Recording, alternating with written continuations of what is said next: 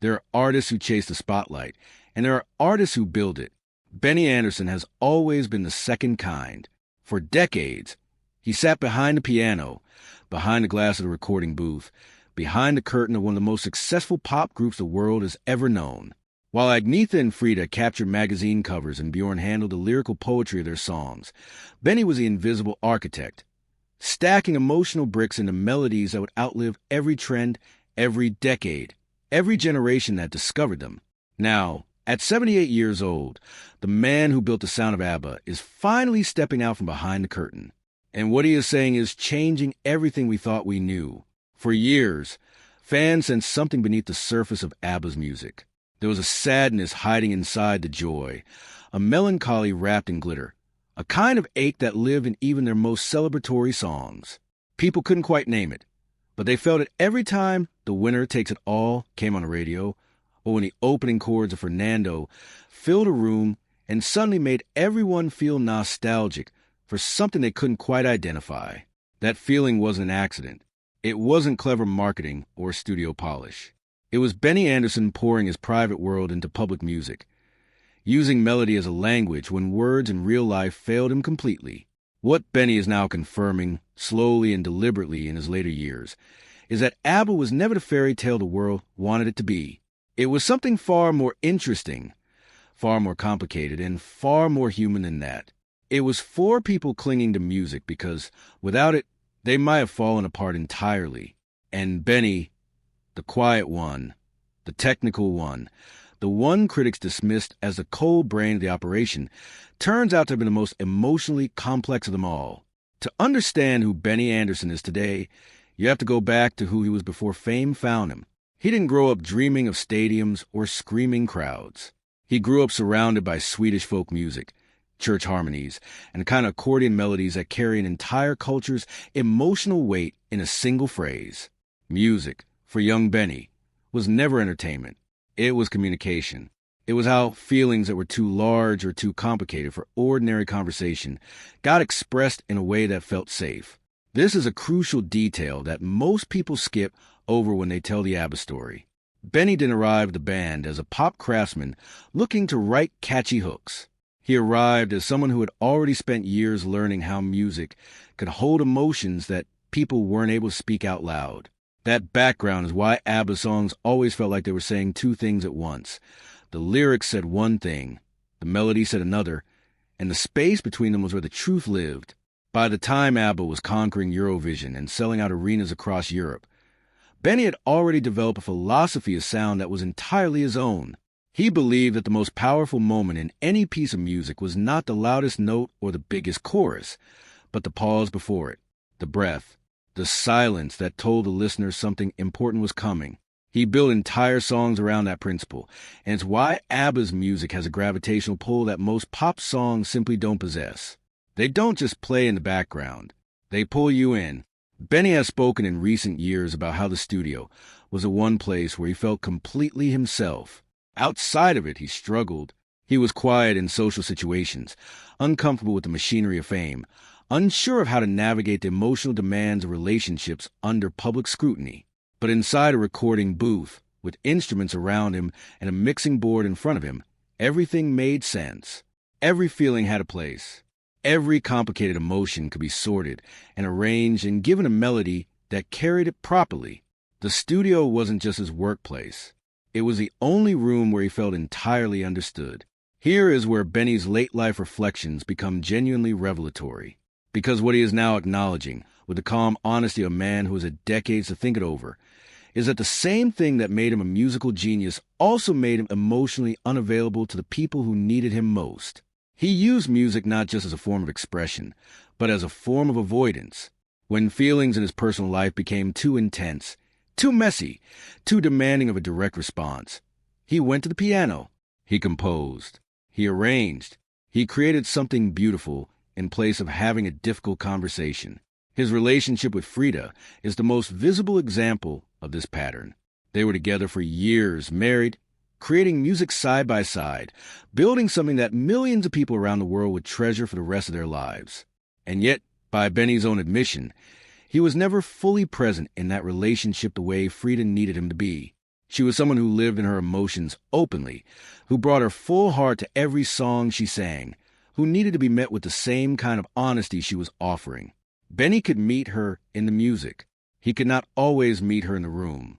This is not a story of cruelty. Benny has been very clear about that. He was not unkind. He was not unfaithful in the way tabloid stories sometimes suggested. He was something more difficult to explain and, in some ways, more painful to understand. He was absent while being physically present. He was emotionally elsewhere, inside the music, inside the work, inside a world of harmonies and chord progressions that gave him more comfort and more fluency than ordinary human connection ever did. And Frida, for all the years she stayed, knew she was often loving someone who was only partly there. What makes Benny's recent openness so striking is that he doesn't frame any of this as an excuse. He doesn't blame his upbringing or the pressures of fame or the extraordinary circumstances of being inside a global phenomenon. He simply says, with the matter-of-fact honesty of someone who has done a great deal of quiet thinking, that he gave his best and truest emotions to the songs, and that the people of his life sometimes got what was left over. That admission, coming from someone who spent decades being described as a quiet, technical one, is one of the most human things any member of ABBA has ever said publicly. There is another dimension to Benny's story that rarely gets the attention it deserves, and it has nothing to do with romance or heartbreak. It has to do with recognition, or more accurately, the lack of it.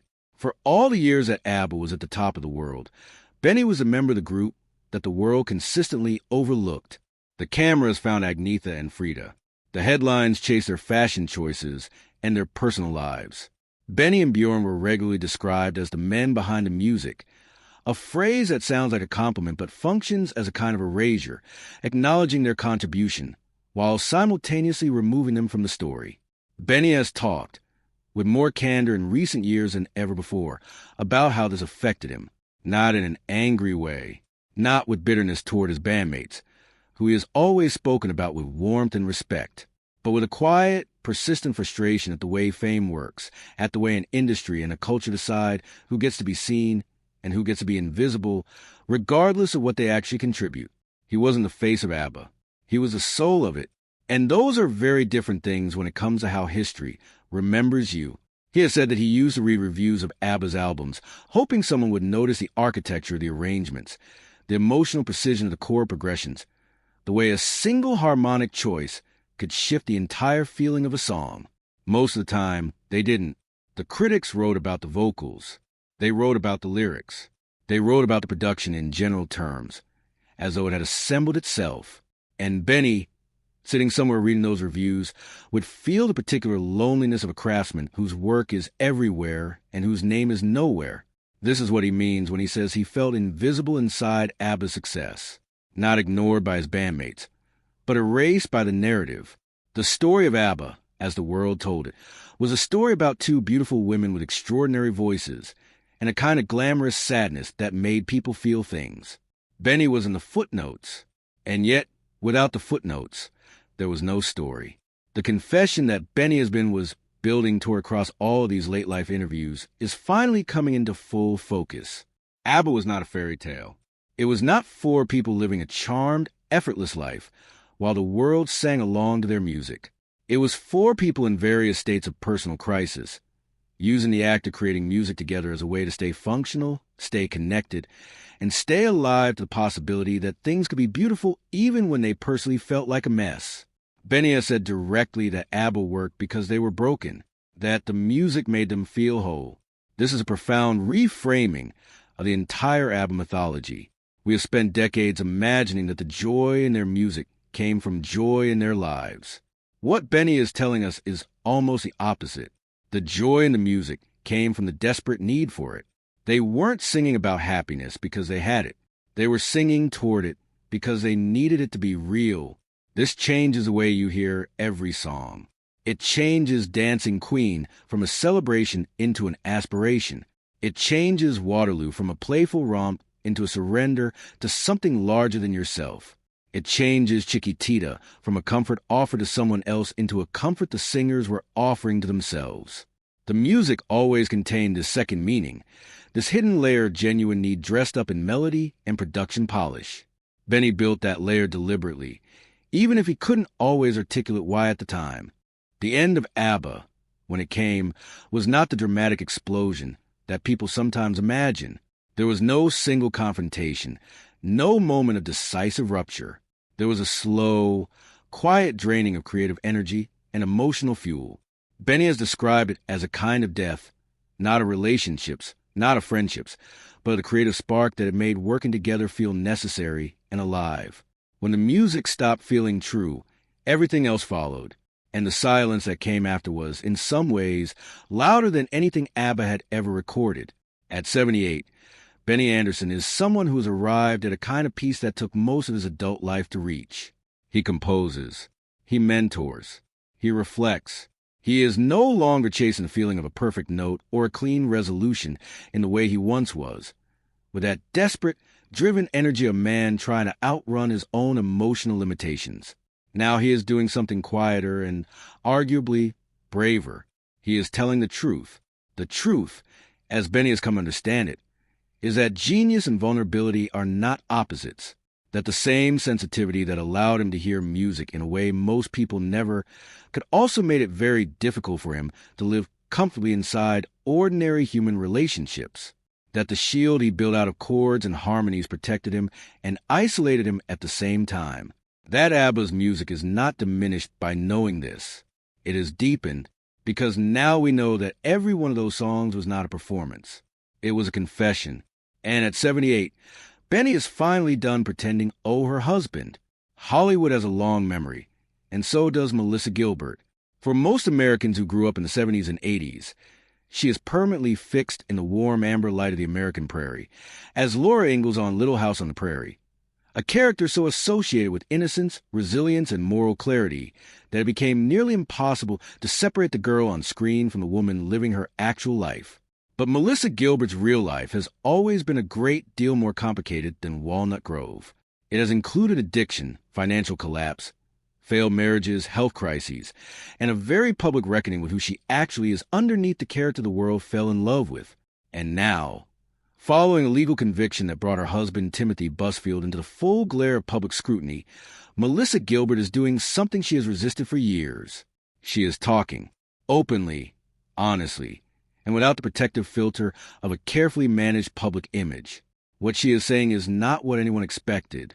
When Melissa Gilbert married actor and director Timothy Busfield in 2013, the reaction from people who followed her life was a mixture of genuine happiness and cautious optimism. Gilbert had been through a great deal by that point. A marriage to actor Bo Brinkman in the late 80s, which ended in divorce. A long relationship with actor Rob Lowe that had captured enormous public attention. A marriage to actor Bruce Boxleitner that lasted for over a decade before it too ended. By the time she and Busfield got together, she was someone who had been through enough romantic disappointment to approach a new commitment with real seriousness. Busfield, best known to audiences for his role in 30-something and later The West Wing, was charming, talented, and apparently devoted to Gilbert in a way that her previous relationships had not sustained over time. They seemed, by most outward appearances, genuinely well-matched. Both were experienced navigators of the entertainment industry. Both had been through their own complicated personal histories. Both seemed to have arrived at a stage of life where they understood themselves well enough to build something stable. For years, the marriage appeared to be exactly that. Stable, even joyful. Gilbert spoke warmly about Busfield in interviews, describing a partnership grounded in mutual respect and shared values. They moved together to Michigan for a period, deliberately stepping back from the intensity of Los Angeles, trying to build a life that was defined by something other than Hollywood ambition. It seemed, watching from the outside, like a genuine second chapter for someone who had been through a great deal of public difficulty. Then came the legal proceedings, and everything changed. The details of the legal situation involving Timothy Busfield became a matter of public record in a way that neither he nor Gilbert could control or soften. Court proceedings have a particular quality of brutal exposure. They don't allow for the careful framing of a publicist or the softening language of a prepared statement. They present facts in the unadorned, sometimes devastating language of the legal system, and the public reads them and draws conclusions. What the proceedings revealed were financial and professional decisions that called into question not just Busfield's judgment, but the entire structure of the life he and Gilbert had been building together. For a woman who had already navigated a very public financial collapse earlier in her life, who had written honestly about losing her home and struggling with debt, and particular humiliation of discovering that the wealth she believed she had was not what it appeared to be, the revelations connected to her husband's legal situation carried an extra weight. This was not the first time that the financial and professional world around her had turned out to be built on shakier ground than she knew. And it is in this context that Melissa Gilbert has begun speaking in ways that are more direct, more unguarded, and more revealing than anything she has said publicly before. Gilbert has never been equally fundamental. The sense that the life you believed you were living was being quietly shaped by choices made without you